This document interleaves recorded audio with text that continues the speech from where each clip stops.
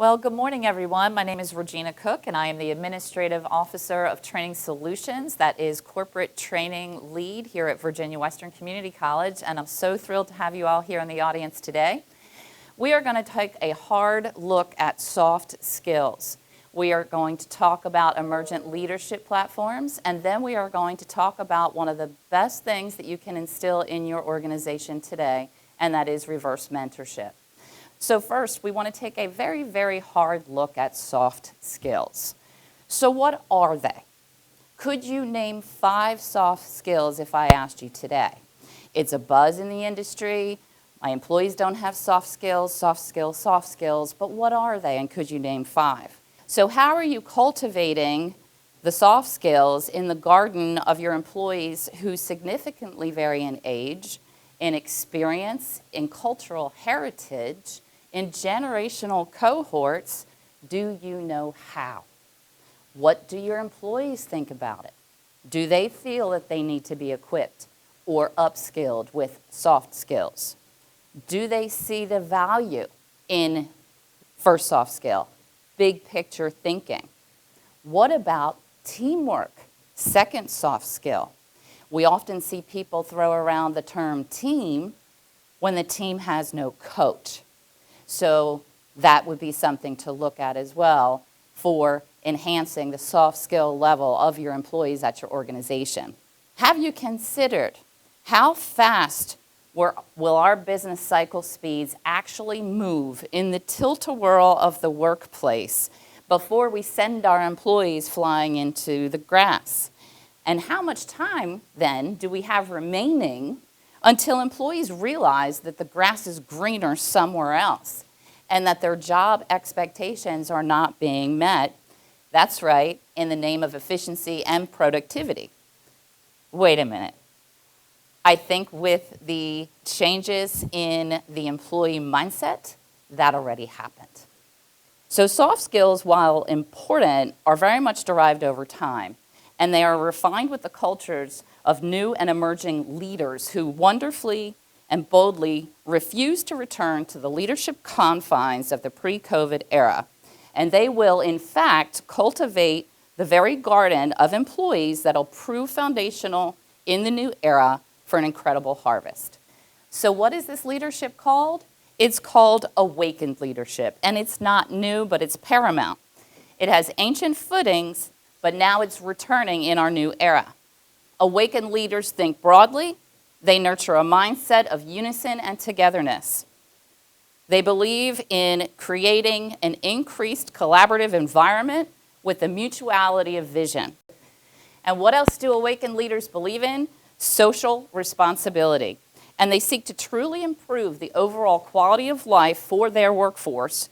They are grounded in the essence of humanity. And what does that mean? They're not employees. They are people. These leaders bear their vulnerabilities to everyone around them because it's okay to ask for help. They are involved and approachable. They say, "How was your weekend? How did you make out at the doctor? How was your vacation?" It's human. They understand the tickings of humanity, and they therefore are awakened. And this is something that we have got to look at by terms of recruiting, retention, and gaining the best talent for the organization. So how can soft skills be learned and become prevalent?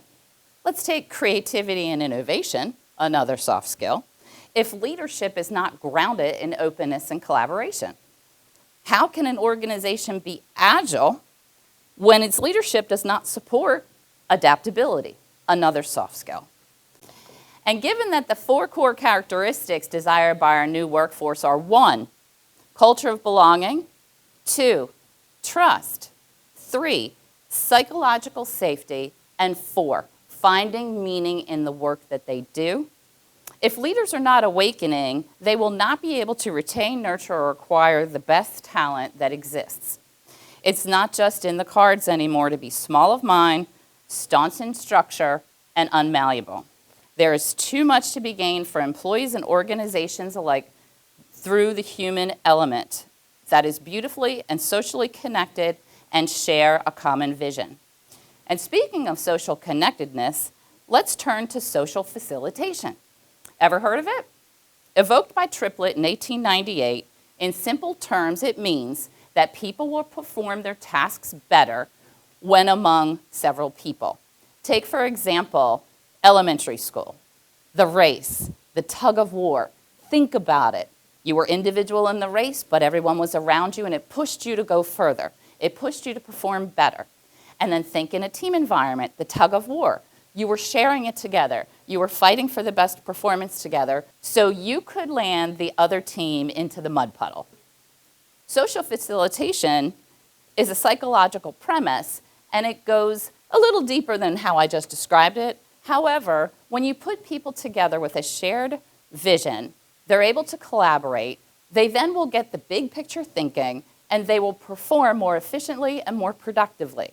So if you don't have a coach for your team, get one.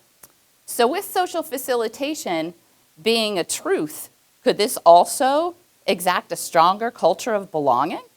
And towards conflict resolution, another soft skill, could this also reduce the number of conflicts and equip individuals to collectively derive solutions? What do we think about that? Will it then also foster an environment that enables the growth of soft skill within every individual? We also create an environment that establishes a premise for individuals to actually enhance and echelon upward their set of soft skills. What about leadership that is not evolving, not awakening, and purely relying on their years of experience and know-how? The rules have changed, and right now, your level of experience is actually working as a nemesis. Why? Because experience and know-how is something that we rely on. We spend decades gaining education, gaining experience. And so when we have a new problem, we take that bank of education and experience and apply it. Guess what? It doesn't leave any room for imagination and innovation and the creativity that comes from an imaginative mind. So let me introduce you to reverse mentorship. Many of you in here have probably served in a mentor capacity or have been a mentee. Very beneficial situation. In the vein where someone that is older and more experienced mentors you, the younger and less experienced, for your professional development, to help you acquire things, to give you guidance. It's a very fervent and wonderful endeavor for both parties. So reverse mentoring, conversely, is when the younger, less experienced individual mentors the older, more experienced individual. Sounds counterintuitive, but in reality, they can offer solutions because their minds are still at a place of imagination, something that we tend to lose over time and continue to rely on our education and our experience. While we have tirelessly sought out to acquire all of this, we need to instead find new ways. If we continue to rely solely on our bank, there are no new ways. If we wanted to approach process improvement, as an example, with our existing experience, there are no new ways. So the common theme here is new. And if creativity and innovation is the #1 soft skill in our environment, and our younger peers are not permitted to model it and perfect it when they're not given the opportunity, then we are losing out on wonderful solutions and ease of innovation and ease of change diffusion into our workplaces. So again, reverse mentorship enables executive and senior leadership teams to obtain, on a needs basis for organizational goals and strategic outcomes, the ability to utilize the ideas of these younger and agile minds. So much is very lost if you do not have a reverse mentorship program within your organization. It's a paradox, really, but when it's implemented well, you have re-engineered experience.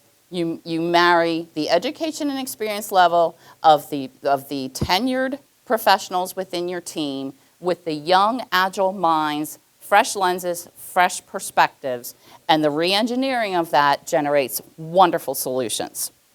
It's really the best of both worlds in a nutshell. And when we talk about those 4 core characteristics, the value that the younger generations want to take meaning in their work, feel psychologically safe, and trust their older, experienced peers, can you just imagine the solutions and the difference that our workplace will look like come 2023, 2024, 2025 with awakened leadership, creativity and innovation, and humanness, so that employees no longer feel like an employee, but they feel like people, and the relationships build and the trust builds. Come see us next Thursday evening, August 11th at Zones in Daleville for the Botetourt Chamber of Commerce networking event and this BoCoTalks series. If you need to learn more, you can go to www.botetourtchamber.com. Thank you so much. I'm Regina Cook with Virginia Western Community College.